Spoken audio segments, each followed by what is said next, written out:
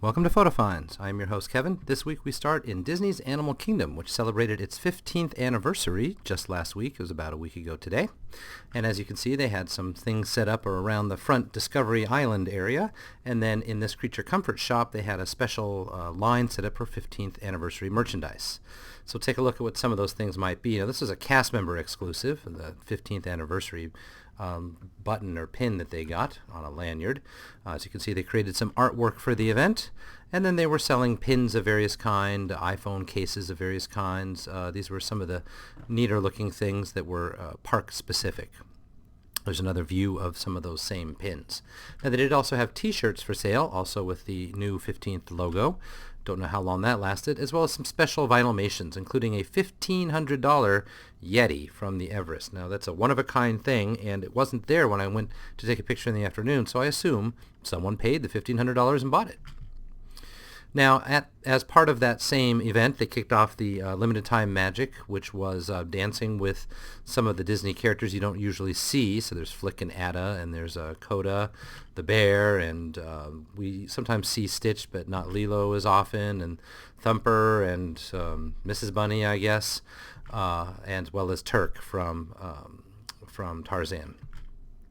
This caught my eye when we were in that area of Dinoland where they were doing the dance party, something I hadn't seen before, although I think it's been there since the very beginning. This little set of signs that read, "When in Florida, be sure to visit Epcot." And it's an older logo of Epcot. Kind of thought that was a neat little tidbit that they had left lying around, an old logo for Epcot. Now, this was the park map for the 15th anniversary. So as you can see, they had a special times guide and a little reminder about what happened on the day. And that park map, when it opens up, gives not just the dedication plaque information, some of the photos from construction. It also gives some opening day items that are gone but not forgotten. Colors of the Wind, Discovery Riverboats, the Journey into the Jungle book, as well as talked more about the opening day itself. Now, the Monsters Incorporated monorail, or Monsterrail, has debuted. This was taken at the Transportation and Ticket Center, and as you can see, it's monorail teal, which you can tell because the chevrons are white in here, not just solid blue. The Monsters University stuff around the front, and then the monsters themselves showing up in the windows with some banners on the side as though they were hanging from the inside. Now, it's a much more subtle wrap to put on the monorail than the Iron Man one, for instance, and so it's harder to see from a distance. You can't tell it's anything other than just monorail teal.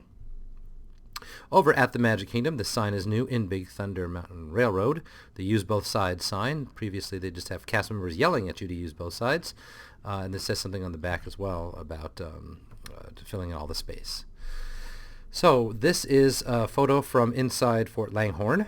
And if you're observant, you've seen what's different here. The escape tunnel sign is gone. And if we take a closer look at the escape tunnel, we see that it is a door with no hinges on it. In fact, if we look even closer, it's been screwed into place. So no word exactly on what's going on, whether the escape tunnel is coming back. But if you had been the sort of person who visited that on every trip, you might be in for a surprise the next time you return. This caught my attention on the way out of Tom Sawyer Island. The raft dock has a sign that points to Polly's Refreshments, Aunt Polly's Refreshments. Though, of course, it hasn't been open in quite some time, and it's now mostly covered up by this little scrap of netting. Over at the Tomorrowland Speedway, this purple wall is different.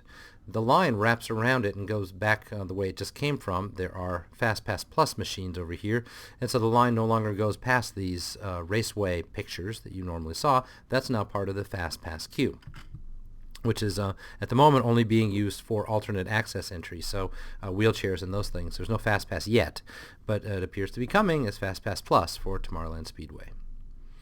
Now, you've probably seen this before. This is the up-ramp at the end of Space Mountain, but there was something new here, namely a voiceover saying that there are the end of the walkway is up ahead and being prepared to exit. So basically reading what's on these signs as a new voiceover. This is new as well. The carousel of this was once above the Carousel of Progress at Disneyland. This is the Progress City model, as seen from TTA People Mover. It was covered up for a few weeks there. It's back now and cleaned up and brighter than ever. Really, these bright lights in here have never been quite that bright, so they've really gone to a completely different wattage.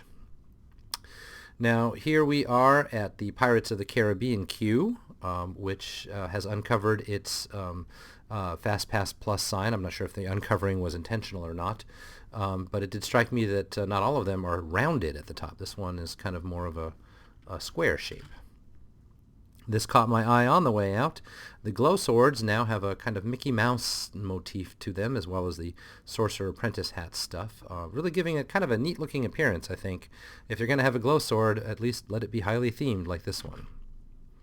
This also on the way out, back at the Transportation and Ticket Center, a cast member working in chalk art drawing the castle and doing a very respectable job of it. Although I didn't notice this at the time, but looking at the picture now, I kind of think this is the Disneyland castle rather than the Magic Kingdom castle. We are switching parks to Disney's Hollywood Studios. We're at the shop at the exit to the American Idol experience, which you can see by the sign here.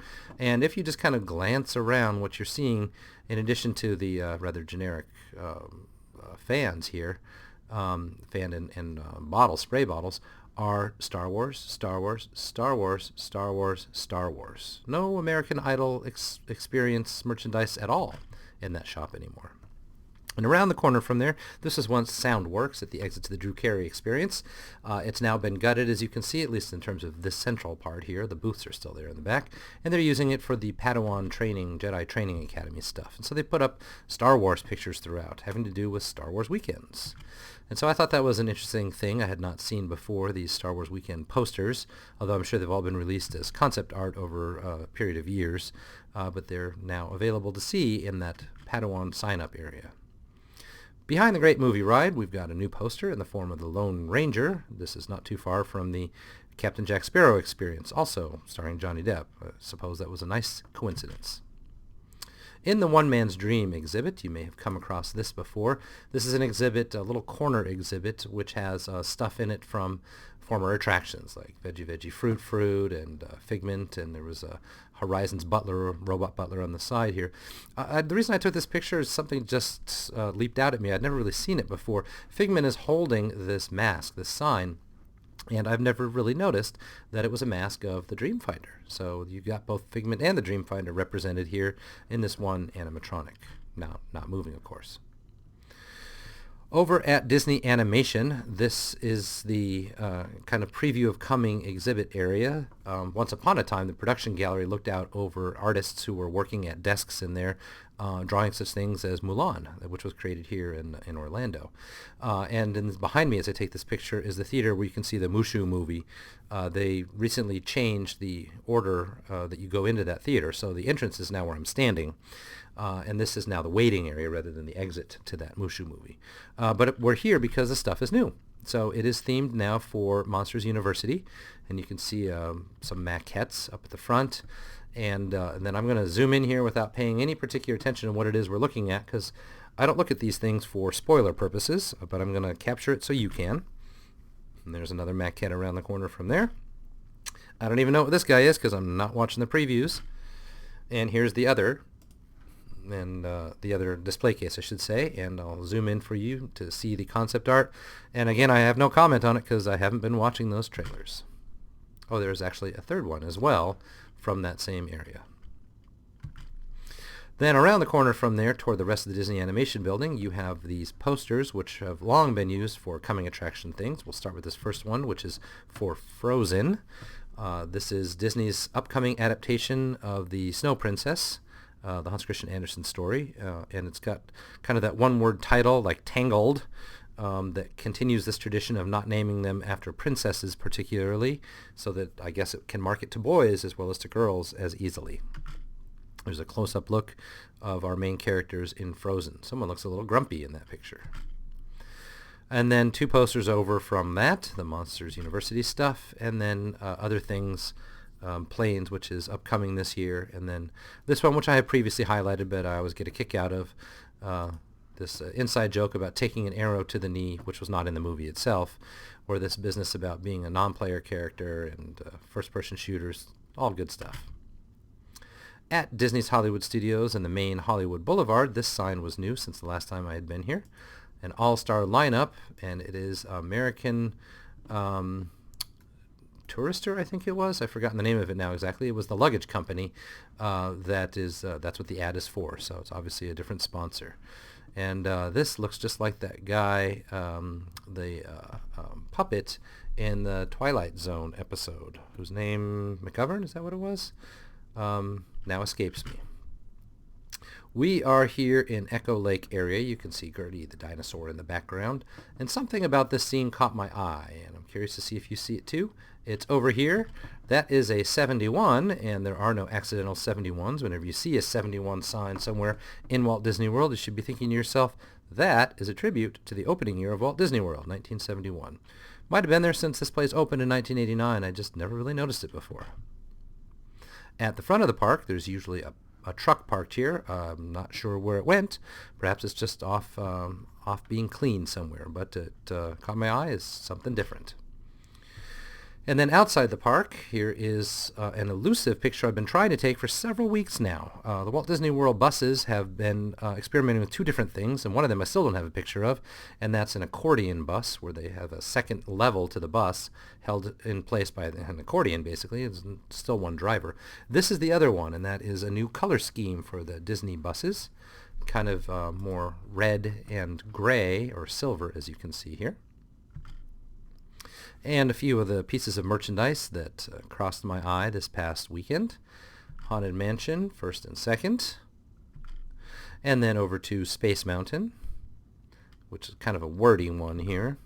And then Twilight Zone Tower of Terror. Now, there are a lot of t-shirts for all of those. I'm just taking pictures of the ones that appeared new to me. They may not be that new. We have switched over to Universal's area. This is the Cabana Bay Resort. This is the motel-looking thing being built out in the backside of the Universal property. And this is in the former Dixie Stampede area. So up by the outlet malls along Interstate 4, they razed to the ground that Dolly Parton attraction, which was a dinner theater, and they're expanding the outlet malls. So it pertains to Florida, pertains to tourism. Got to take a picture of it. Now, I've previously taken you over to King's, which is a new bowling area on I-5, on the I-Drive, and King's has a sign up at the front, and this sign was new and sparkly, so I knew I had to take a picture of it since we had come back here, and thought I would update you on the new photo. Couple of food-themed things to get to this week. The Great American Pie Festival is a multi-day event in Orlando every year. They have national pie championships, bake-offs, judging, that sort of thing. And it culminates with the event we're here to see in Kissimmee, actually in Celebration, and that's the Never-Ending Pie Buffet. So the Pie Festival starts with all these booths, and you can see that there's, things for sale like T-shirts and so forth. They've got wood carving furniture and food over on the other side from there, but none of that is the main event. The main event is beyond these balloons, where, as you can see, people are really lined up trying to get over to the Never-Ending Pie Buffet itself. Lots of pie laid out for people just to take as much as they want. You pay $10 for the adult-sized wristband, and then you can eat as much pie as you can stomach, really, which is not as much as you might think, even though they're small sliver-sized pieces like this. And as you can see, some major brands as well as local smaller things, and even some cheese this year, different kinds of cheese available to sample. You'd be surprised by how quickly you can fill up just on these various kinds of pies, and you want something different. Now, just outside from there, the Disney Truck Shop had made an appearance.